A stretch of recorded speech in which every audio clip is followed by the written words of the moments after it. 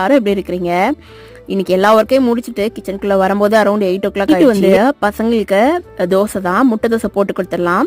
அப்புறமா எனக்கும் ஹஸ்பண்டுக்கும் சப்பாத்தி. ஸோ அதனால ரெண்டுக்கும் சேர்ந்து ஏதாவது பண்ணலாம்னு சொல்லிட்டு ஃப்ரிட்ஜை ஓப்பன் பண்ணி திங்க் பண்ணி ரொம்ப நேரமாக உட்காந்துட்டே இருந்தேங்க. என்ன பண்ணலாம் இருக்கிறத வச்சு அப்படின்னு சொல்லிட்டு ஃபைனலாக பீட்ரூட் இருந்தது. சரி, அதை வச்சு குழம்பு பண்ணிடலான்னு சொல்லிட்டு தான் பண்ணிட்டு இருக்கேன். எங்கள் வீட்டில் நார்மலாக பீட்ரூட் வந்து குழம்பு பண்ணால் எல்லாருமே சாப்பிட்ருவாங்க. குட்டி ஷார்ட்ஸ்க்கு முன்னாடி நான் ஒரு ஷார்ட் ஷேர் பண்ணியிருந்தேன்.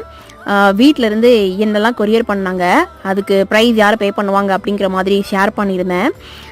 அதில் வந்து ட்ரெஸ்ஸுக்கு வந்து பார்த்திங்கன்னா நாங்களே தாங்க பே பண்ணிப்போம்.